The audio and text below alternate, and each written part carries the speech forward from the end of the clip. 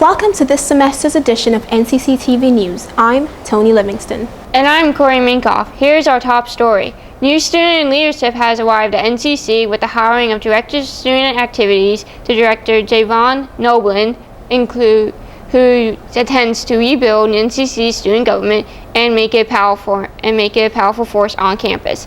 A new dean of students has arrived on campus, and new student government president have also taken office this fall, considering a complete turnover in student life and leadership.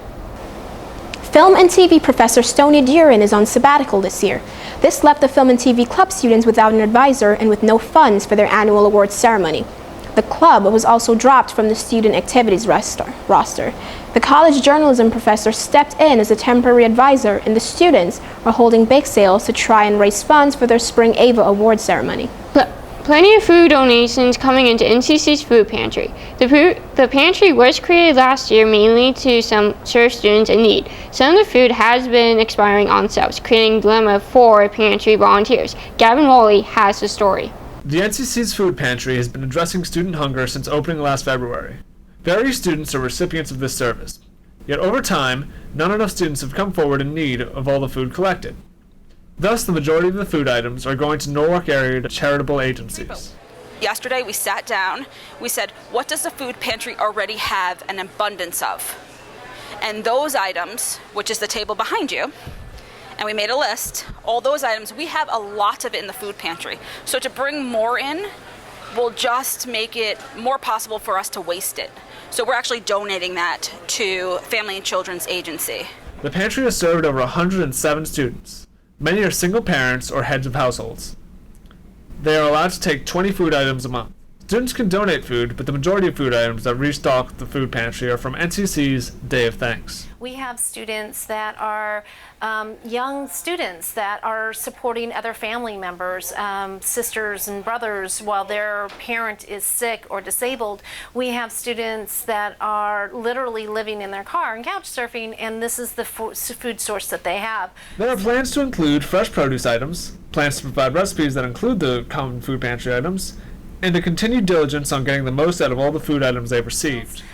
So we're constantly changing and evolving and learning and growing and trying to figure out the best ways to serve our students and our student members. Last year's Day of Thanks resulted in the pantry receiving over 4,000 food items.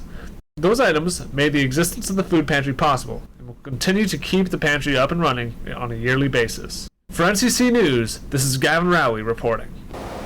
It looks like the talent show is here to stay. Norwalk Community College held its third annual Performing Arts Festival on November 24th.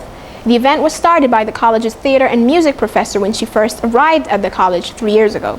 This fall, auditions were held the first 2 weeks of school, and other performers were selected from music and theater classes. More than 50 students participated in acting and musical performances. College can be overwhelming, but for NCC students there is help. Students were offered depression screenings in October. The test also screened for PTSD, anxiety, and bipolar disorder. Each student's results could be analyzed by a clinician, who recommended whether any further action should be taken. According to a 2014 survey, 20% of all Connecticut college students suffer from some form of distress. Students who are not U.S. citizens found some support at NCC this fall. An immigration panel held in late September addressed the U.S. policies that affect them and their families. The school's foundation also supports the academic careers of students who are immigrants, granting scholarships for current enrollment as well as for transfer students, regardless of their legal status. If you love to write, stick with it. That was the message from author Sabari Ahmed, who visited college in November. Gavin Woolley has more. NCC professor and writer of the ABC show Quantico, Sharbari Ahmed visited NCC to read her short story collection, answer questions from students, and sign copies of her book. Nyla and Sam's baby, 10-month-old Felix Hossein Padalecki, was finally fast asleep. He lay on his stomach with his butt up in the air and attempted to suck his thumb while he slept. He was a happy child, not yet aware of the constant tension between his headstrong parents. Nyla sleepily handed her mother a tin of powdered Enfamil and 2 clean bottles. Razia, her mother, was instructed to feed her grandson the moment he woke up. Professor Laura Peterson advises the college literary journal called The Musings. She'd invited authors and poets to visit NCC in the last few years. She hopes students learn from the guest speakers. Well, I hope that they understand that writing is a process. I hope that they enjoy learning from someone who is active in the field, and that they take pleasure from it, right? We should get pleasure from literature. Ahmed spoke out about the process of having her stories rejected, how she persevered and learned from such rejection, how it's worthwhile to never give up because eventually you'll succeed. I found that I have a lot in common with her. So when she says, don't give up, you gotta bounce back, you gotta try harder, like I found that's something everyone can use, like if you take criticism, you have to take it like an adult and you have to work with it. You can't just cry and complain and hope things will get better. You have to make it better, you have to take it one step at a time. Before leaving for good, Ahmed gave one last piece of advice for aspiring students. Like I said, you have to keep going. You can't give up. You have to take the punches, take the rejection, understand rejection is part of the process, and just don't give up. Keep going, keep learning, keep evolving. CC News, this is Gavin Rowley. Race issues received attention from guest speakers at the college this fall. A former congressman who is leader of the NAACP spoke in October about his life experiences and police brutality. Kwesi Mfume described his years growing up in Baltimore, his experience at a community college, and the leap he made to an Ivy League school. Students had an opportunity to ask Mr. Mfume questions.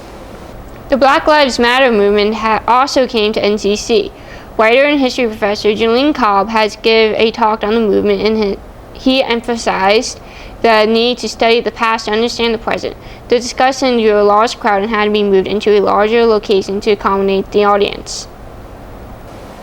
And that is going to do it for this semester's edition of NCC TV News. For more college news, be sure to pick up a copy of NCC student newspaper, The Voice.